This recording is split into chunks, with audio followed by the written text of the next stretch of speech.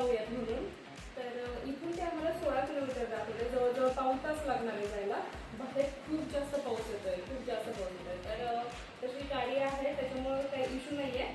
तर तरी पण जाऊयात आपण, बघूयात. पावसाची मजा पण घेता येईल आपल्याला. चला फिरायला जाऊयात आता.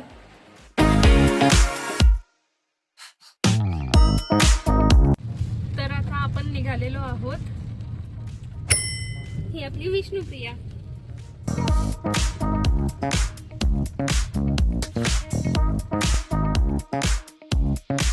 आम्हाला मठामध्ये जाण्यासाठी 3 मार्ग होते.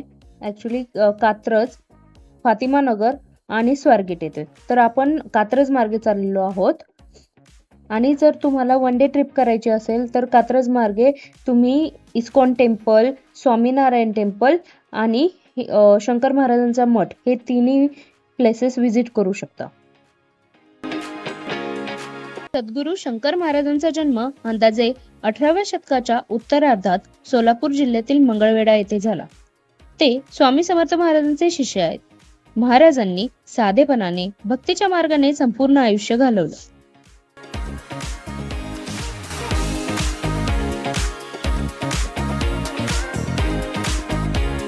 24 एप्रिल 1947 रोजी महाराजांनी देहत्याग केला आणि जिथे आपण जातोय म्हणजेच धनकवडी भागात त्यांची समाधी बांधण्यात आली. आज तेथे भव्य मठ आहे. दररोज सकाळ संध्याकाळ आरती आणि गुरुवारचा विशेष पूजन कार्यक्रम असतो आणि वार्षिक पुण्यतिथीला हजारो भक्तांची उपस्थिती दिसते. मठ परिसर अत्यंत शांत, भक्तिभाव वाढवणारा आणि मनशांती देणारा आहे. महाराज नेहमी सांगायचे, भक्ती, सेवा आणि साधेपणा हेच खरं साधन. भक्तांना ते नेहमी प्रोत्साहन द्यायचे की चमत्कारांच्या मागे नको धावू, आपलं आचरण शुद्ध ठेवा. त्यांचे विचार आजही आपल्याला प्रेरणा देतात.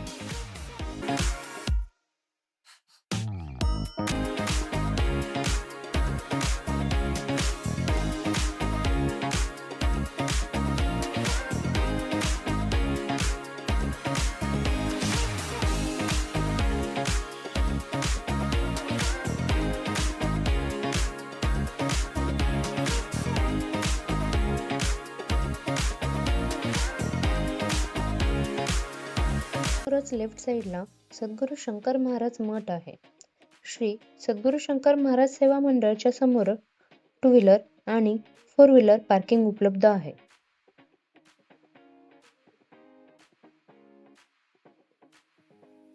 आता आपण मठात एंट्री करतोय. एंट्री करताच राईट साइडला चप्पल स्टँड आहे. तसेच समोर सशुल्क चप्पल, लगेज, हेल्मेट स्टँड आहे. आणि त्याच्याच राईट साइडला शिधा स्वीकारल्या जातात.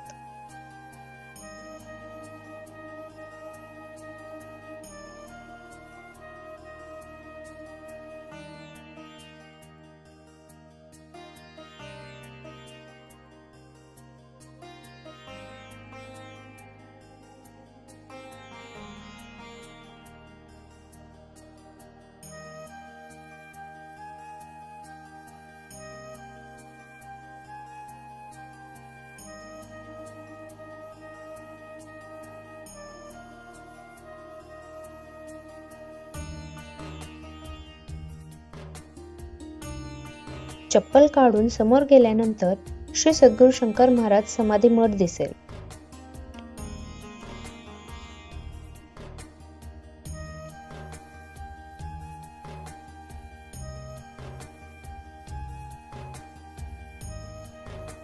तसेच मठामध्ये जाण्याआधी पायावर पाणी घेण्याची अत्यंत सुंदर व्यवस्था केलेली आहे.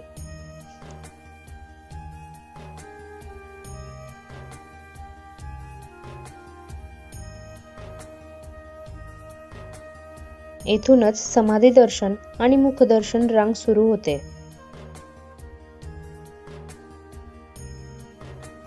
आतमध्ये जाताना पहिल्यांदा दीपस्तंभाचे दर्शन होते.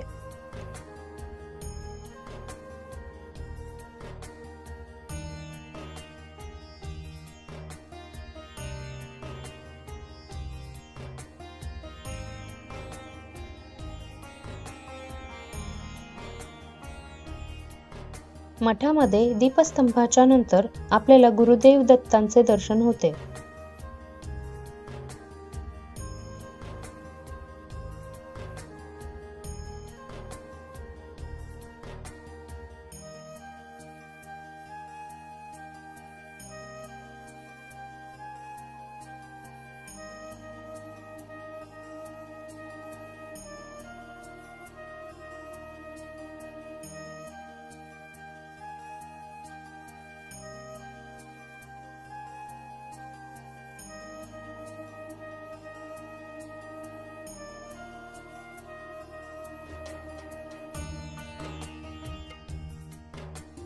पुढे आल्यावर श्री स्वामी समर्थ महाराजांचे दर्शन होते.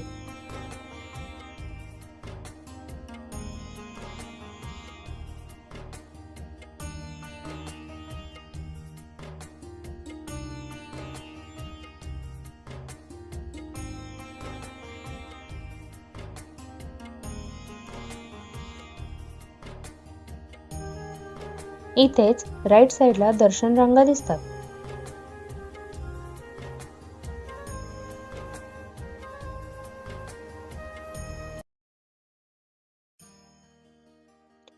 ऍक्च्युली आम्हाला तिथे शूटिंग करून दिले नाही.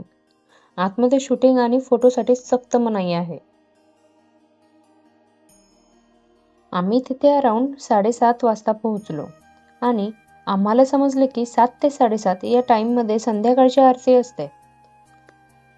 आणि तुम्ही दर्शन घेऊन बाहेर निघताच महाराजांच्या लीलांच्या कथांचे वर्णन केलेले आहे. ते आपल्याला तिथे दिसून येते.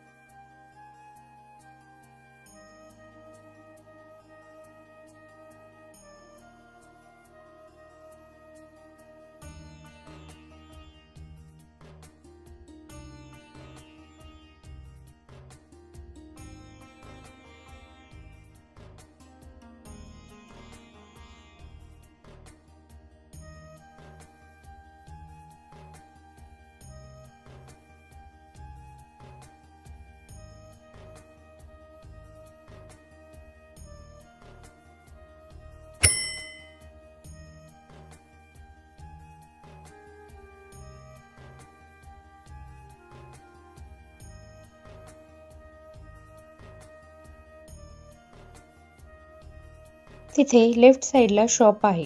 तिथे तुम्ही फ्रेम्स आणि पूजेचे साहित्य खरेदी करू शकता.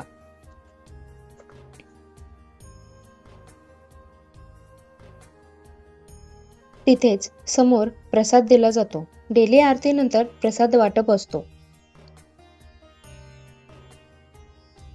तिथे प्रसाद खाण्यासाठी बसण्याची खूप सुंदर अशी व्यवस्था केलेली आहे. आम्ही पण प्रसाद घेऊन तिथे बसलो. मस्तपैकी विष्णुप्रिया तिथे खेळू लागली. आम्ही तिथे थोडा टाइम स्पेंड केला.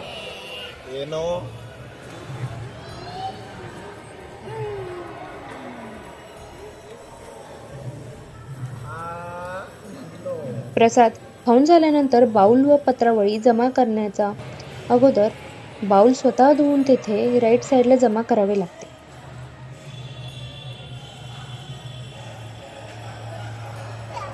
प्रसाद खात असतानाच आम्हाला भजनाचा आवाज येत होता. प्रसाद खाऊन झाल्यानंतर आम्ही तिथे गेलो आणि भजनात मस्त तल्लीन झालो. रोज सायंकाळी मठात 8 ते 9 भजन असते. तिथेही आम्हाला शूट करून दिले नाही आणि तुम्ही स्वतः अनुभव घेऊ शकता आणि मला कमेंटद्वारे तुमचा अनुभव कळवा. आणि जो तुमच्यासमोर फोटो दिसतोय त्याला स्कॅन करून तुम्ही सोशल मीडिया थ्रू महाराजांचे दर्शन घेऊ शकता. इथे आरती झाल्यानंतर महाराजांचे फोटो डेली अपलोड केले जातात. तर आताच आपण महाराजांचे दर्शन घेऊन घरी आलेलो आहोत. तर मित्रांनो, सद्गुरू शंकर महाराजांचे जीवन हे आपल्याला साधेपणाने किती मोठेपणा आहे ना हे शिकवते. तर दलकोडी मठाला तुम्ही नक्की जा आणि शांततेचा अनुभव घ्यायला विसरू नका. या व्हिडिओला लाईक, शेअर आणि सबस्क्राईब करा. जय सद्गुरू शंकर महाराज.